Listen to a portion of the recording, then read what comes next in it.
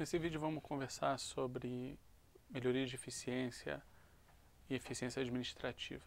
O princípio é que a situação da sua empresa ele é resultado da sua liderança e não de externalidades, como por exemplo as leis, a situação da economia global ou mesmo ações do teu concorrente.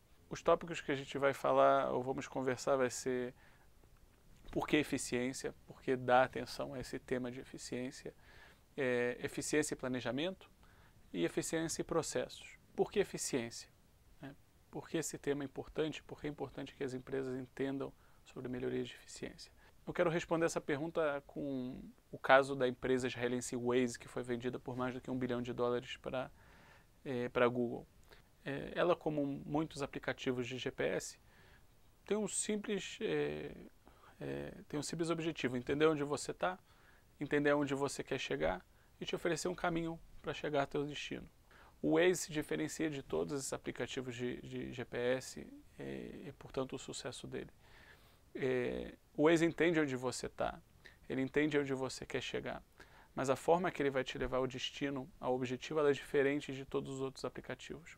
Ele vai usar a rede, ele vai usar todos os aplicativos de Waze que estão conectados na rede para entender qual é a melhor forma, a forma mais rápida e, portanto, a forma mais segura de te levar ao destino. Esse é o princípio da eficiência administrativa. Entender onde você está, levar ao objetivo, ao seu destino, da forma mais rápida, com a menor exposição a risco. É o princípio da eficiência administrativa que fala sobre recursos limitados. Toda empresa tem recursos limitados. A pergunta é como você chega ao seu destino, ao seu objetivo, com o mínimo de recursos necessários. O princípio da eficiência administrativa fala de resultados, não de esforços, de resultados. O princípio da meritocracia é o princípio da eficiência administrativa que deixa sócios confortáveis em fazer um aporte de capital, porque ele entende que o capital, que o dinheiro, que o recurso está sendo bem usado, está sendo usado de forma eficiente. Então amanhã uma empresa que precisa de capital externo, seja de bancos de investimentos, de fundo de investimento, de um sócio que aporte capital, ela tem uma ferramenta muito forte nas mãos se ela é administrada de forma eficiente, se há eficiência administrativa. O concorrente vai pensar duas vezes em concorrer com uma empresa eficiente ou escolher um mercado onde é mais fácil. É a eficiência administrativa que atrai os melhores funcionários porque eles sabem que a forma que o trabalho deles é mensurado, é medido, é por resultado e não por esforço. E, acima de tudo, a eficiência administrativa traz muito valor ao cliente, que eventualmente vai querer voltar e comprar de você e não de outro. Eventualmente, a falta de eficiência vai ter um impacto sobre preço e sobre qualidade de serviço, sobre a marca, sobre a reputação e sobre vários aspectos da empresa. Em resumo, você tem várias rotas que podem levar a seu destino, a seu objetivo estratégico. A maioria delas é mais longa, vai consumir mais gasolina, ou vai ter mais buracos, ou vai ter mais trânsito. Então, por que simplesmente não escolher a melhor rota? O outro tema que nós queremos falar sobre eficiência administrativa e melhoria de eficiência se refere à eficiência e planejamento. Eu acho interessante que países que têm a cultura do planejamento, como Estados Unidos, Japão, Alemanha, são mais eficientes e têm mais riqueza do que países que não têm a cultura do planejamento. Escutei de um conhecido que disse, pois bem, esses países não têm o governo brasileiro, por isso que eles são mais eficientes.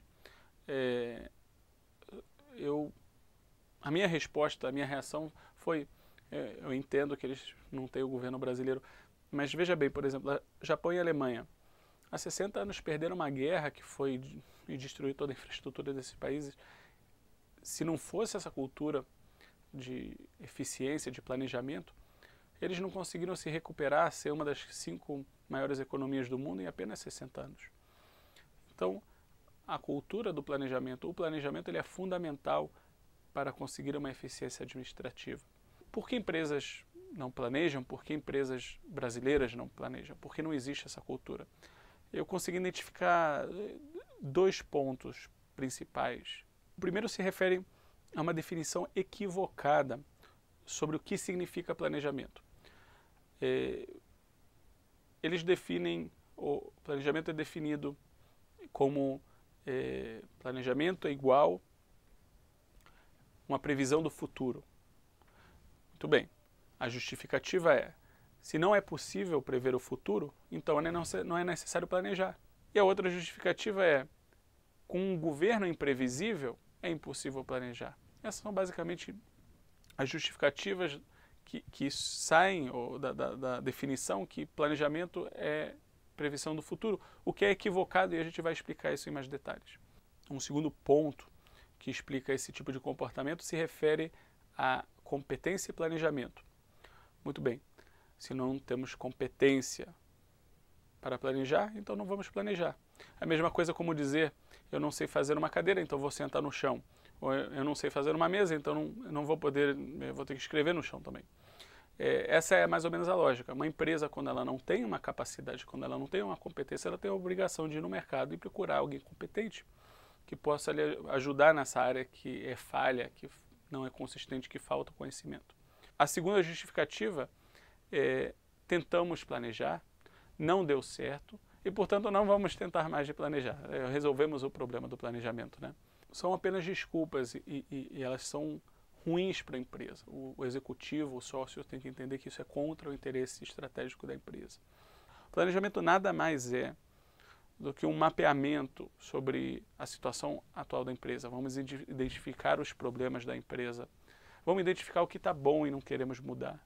Aqui vamos seguir e fazer uma análise, uma avaliação das rotas, das opções que temos. Como o aplicativo GPS tem que fazer análise de várias rotas possíveis para chegar ao destino e ele quer escolher a melhor, aqui também temos que escolher algumas opções de possíveis planejamentos e que podemos fazer para seguir para a segunda etapa do planejamento, que é escolher o melhor caminho dentro da informação que temos disponível.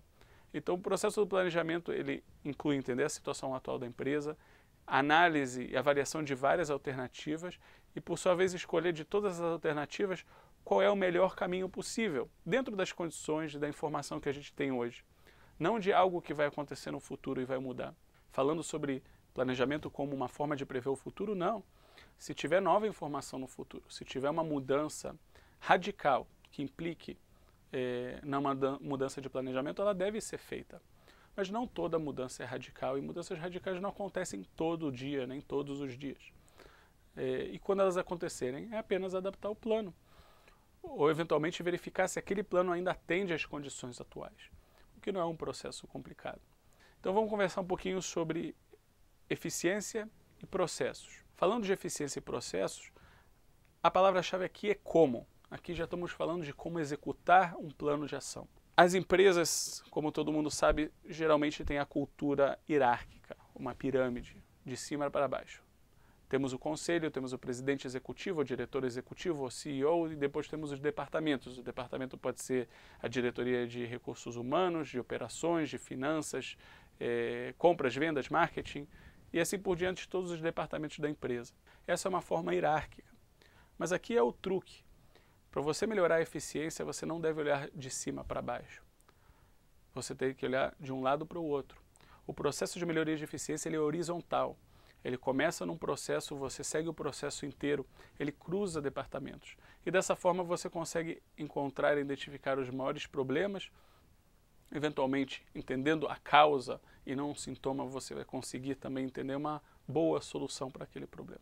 Essa forma de análise processual, ela permite uma variedade de coisas. Eu vou dar alguns exemplos de casos de sucesso. Um caso é sobre o serviço de atendimento ao cliente. Nós identificamos que o script do que era dito para o cliente no serviço de atendimento ao cliente foi algo escrito pelo departamento jurídico, por advogados, sem querer ofender os advogados, com a mínima sensibilidade para a necessidade do cliente ou mesmo para as necessidades da empresa estratégicas, puramente resposta jurídica. Qual foi o resultado? Clientes insatisfeitos. Clientes insatisfeitos faziam o quê? Botavam nas redes sociais reclamações sobre a empresa. E o resultado disso, um peso sobre a imagem da empresa, sobre a reputação e, eventualmente, perda de negócios, porque os próximos possíveis clientes olhavam aquelas reclamações e escolhiam a concorrência. Um outro exemplo é um processo de crédito, onde descobrimos que o vendedor, aquele que é comissionado por vendas, ele que aprovava crédito, e não o departamento de crédito. Só que o departamento de vendas, aquele departamento que recebe comissão sobre vendas, estava se auto-aprovando o crédito. E apesar que era feita uma análise de crédito no departamento de crédito, eles não podiam influenciar a decisão de venda. Tem que existir um conflito inerente e constante do departamento de crédito e vendas. Isso é algo bom para a organização. Isso é interesse da organização que haja esse conflito. Ele protege a organização. No caso, o que a gente estava vendo era vendas sendo feitas para clientes com probabilidade altíssima de inadimplência. Estava botando em risco toda a operação da empresa. Em outro caso, encontramos o departamento de tecnologia da informação que fazia compras de marketing. Eu repito, um departamento de tecnologia de informação que fazia as compras de marketing para a empresa. Absolutamente um erro processual básico. Só que o fato é que o presidente da empresa não tem tempo de ficar olhando, né? É aquele negócio. Santo de casa não faz milagre, tem que trazer alguém de fora para fazer uma análise de processo e encontrar essas incompatibilidades dentro da empresa. Um outro caso é de compras estratégicas. Um departamento que é especializado em compras de commodity, como cadeira, mesa, material de escritório, etc. Ele estava tomando decisões sobre compras estratégicas, como consultoria estratégica, como a compra de uma máquina industrial, fora da capacidade, das habilidades, do conhecimento do indivíduo. Uma compra complexa. São simplesmente coisas absurdas, mas acontece de uma forma natural nas empresas e você resolve elas numa análise processual que permite melhorar a eficiência e eficiência administrativa. Voltando à premissa inicial desse vídeo, externalidades como leis, como atitudes da concorrência, como a situação da economia global, são de pouca ou nenhuma influência sua. Então, foque no que você pode fazer pela sua empresa. Esse é o princípio da eficiência administrativa.